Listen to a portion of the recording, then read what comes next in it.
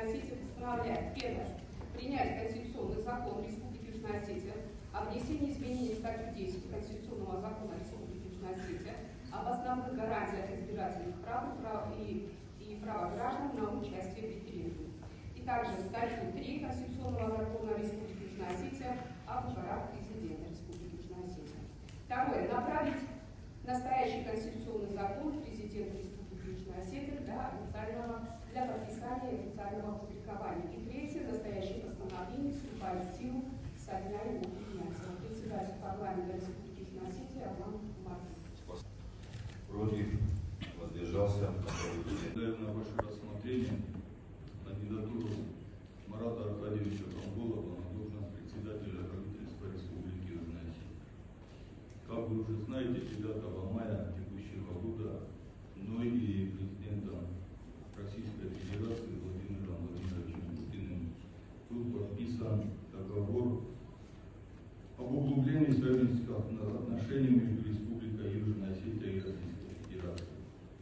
Этот документ открывает новый этап развития отношений между нашими странами и задает вектор дальнейших интеграционных процессов практически по всем направлениям.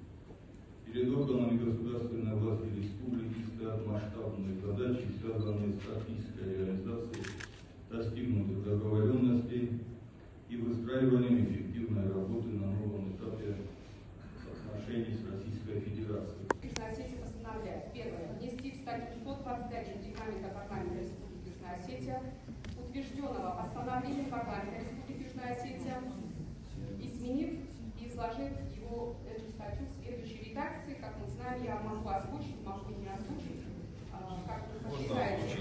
Первое, значит, часть первая. Решение о даче согласия на назначение председателя правительства Республики Южная Осетия принимается парламентом Республики Южная Осетия тайным либо открытым голосованием. Второе. Согласие на назначение председателя правительства Республики Южная Осетия считается полученным, если за кандидатуру проголосовало большинство от общего числа избранных депутатов парламента Республики Южная Осетия. И третье. По результатам голосования согласие на назначение председателя правительства Республики Южная Осетия принимается постановление. Ну и заключительная часть нашего постановления. Настоящее постановление вступает в силу со дня его принятия. Знаю, через какие испытания им приходится проходить. Наши парни проявляют мужество и стойкость, верность воинскому долгу.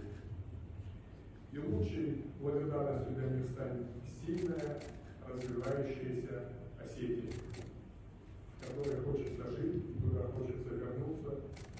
Именно над этим должно работать правительство.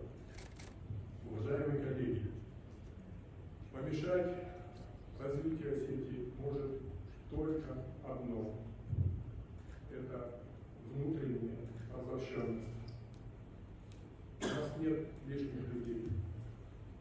Враги – это не те, кто спорит с властью, враги – это те, кто пытается разделить наш народ на своих и чужих, на кударцев, героцев, дегоцев, на правильных и неправильных. Нам нужно объединиться. С депутатами сколько раз встречались, мы говорили именно об этом. И, как мне кажется, было понимание. Я готов работать с каждым депутатом, работником исполнительной власти, общественным деятелем. У нас общая цель. И сильная общая цель – это сильная развивающаяся республика.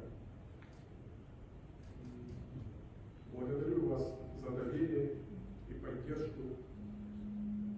И в завершении своего выступления хочу еще раз вернуться к главному. За прошедшие годы Южная Осетия потеряла почти половину своего населения. И если через 10 лет в Осетии станет больше семей, больше детей, больше молодых специалистов, которые захотят жить и работать на родной земле, значит, мы все сделали правильно. А если нет, никакие отчеты не смогут нас оправдать. Наши предки сохранили эту землю в самые тяжелые времена. Теперь наша задача сохранить на этой земле людей и сделать так, чтобы они строили свое будущее в Осетии. Благодарю за внимание, чтобы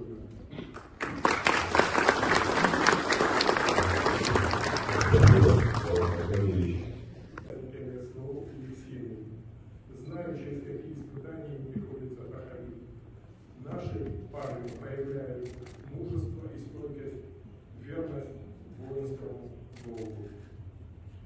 И лучшей благодарностью для них станет сильная, развивающаяся Осетия.